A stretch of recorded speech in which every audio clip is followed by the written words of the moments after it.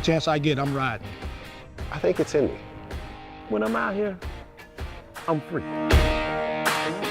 Most days, they're city slickers, but give them some boots, buckles, and stirrups, and they're bucking stereotypes of what a traditional cowboy looks, acts, and sounds like. Oh my God, I've been riding horses since I was knee-high to a duck. Growing up in the country, Kerry White Sr. was introduced to wrangling and riding by working on a farm. You gotta look back on your heritage, you gotta look back on your history and realize that whatever's in you, it's gonna come out of you. That's where it comes from. Determined to share their love for horses and the history of black cowboys with the community, a group was formed. They call themselves Cowbros. It means a lot to me to have the camaraderie that I have with the other black cowboys. As the posse rides at JM Farms in Plant City, the Cowbros feel right at home. And see, the misconception is that there are no black cowboys or African-American cowboys. There are cowboys of all colors. History backs them up. Researchers say some of the earliest cowboys in Florida were black. If you go back and look at your history, you know, cowboys were your blacks, Hispanics, they were considered as your cowboys. And, you know, the Caucasians was necessarily considered as your cattlemen. Like those cowboys before them, they do traditional chores like cow herding, sorting, and exercising the horses. What I love about this one? This is my baby here. Her name is Brickhouse. I had her now for 10 years. The men say the horses are a lot more than just animals to them. They also become like family. My wife has actually said that you're gonna have to make a choice between me or the horses, and I said, see you. And it's the respect that the animal brings to the table. It's the love that the horse demands in exchange. It's just respect. History anchors them, the bond's unbreakable. As long as I'm of sound mind and body, I will have a horse. I will be on a horse. I'll be riding horses till I die.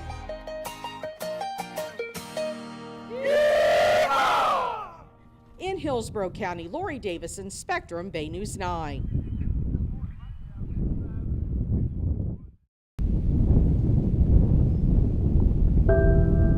There's still a lot of damage here. A lot of damage. We weren't set up for a disaster of this nature. Way more than the eye catches. Recovery has been slow in the Florida Keys since Hurricane Irma brought destruction to the area, leveling neighborhoods and disrupting life in a place famous for its laid-back living. All I can say, it's been the grace of God getting us through. 1 year after the storm, Erica Logan's house in Big Pine Key remains a work in progress. There's still a huge hole in the roof. Below this switch right here, the water line. And her handyman, Richard Wilson, explains the inside had to be gutted because of flood damage. We just rebuild and start all over again. For many hurricane victims, that rebuilding hasn't been swift or easy. I think that we're almost to the halfway mark. Stephanie Capel is the chairman of the county's long-term recovery group. It's encouraging to be where we are today. It's still a little discouraging because we're not fixed. Issues with insurance claims and slow federal funding are being blamed, but those aren't the only problems. A lot of my friends had to move out and leave. There's nowhere for them to rent, nothing affordable. Everything's $2,500 to $3,000. Recovery workers say if there's any silver lining to all of this, it's that Hurricane Irma highlighted the need for more affordable housing here in the Keys, and there is some new home construction underway.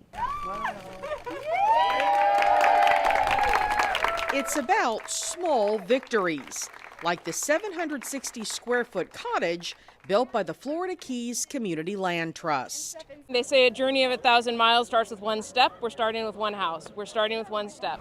Construction's underway on several more, with rents depending on income. It was a mess. Meanwhile, back at Erica's, The repairs continue. It was a blessing to have Richard come into my life because he knows how to fix anything.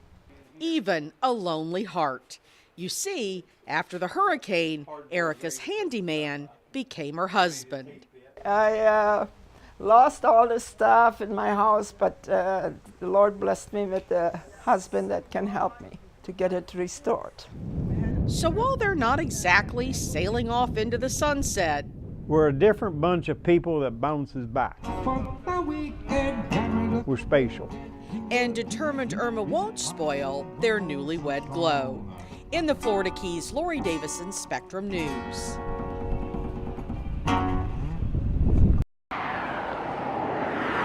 I just don't ever want to forget where I came from. Right here is where I came from. It's been a long road for Bill Wilson. When he was 12 years old, he says his alcoholic mother abandoned him at this very spot on Park Boulevard in Pinellas Park. And she looked at me and she said, I can't do this anymore. She said, you wait here. And I watched her walk right down there. And I sat there for 3 days. She never came back. Tired and hungry, Bill watched cars drive by night after night until finally a man who lived nearby stopped and asked if he could help. 5 hours after this meeting here on the street corner, he's loading me in a church van, sends me to a Sunday school camp up by Lakeland. And that's where I heard the story of Jesus for the first time. And that was it. The church family took Bill in, and he dedicated his life to the ministry. Eventually, he founded Metro World Child, an organization that helps at-risk children around the world. Thousands attend the organization's Sidewalk Sunday School classes every week.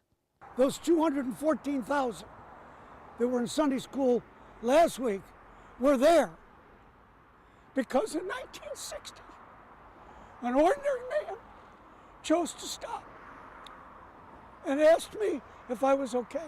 One person really can make a difference. So Bill comes back to the street where it all started every Christmas Eve. For him, the holidays are a time to remember. I've been chastised a bit by some folks saying, why do you do it? Why? You're torturing yourself. What's the point? No, I'm not torturing myself. I just don't ever want to forget where I came from. This path led him to a belief that where you come from doesn't necessarily dictate where you're going. It still keeps kicking back to the one little boy that nobody wanted, and the one Christian man that cared. Right now, while we're doing this, there's still a kid sitting on another corner. There's a little girl being sold. And all it's going to take is somebody saying, I can make a difference to one. One man, one act, lighting a life. In Pinellas County, Laurie Davison, Spectrum, Bay News 9.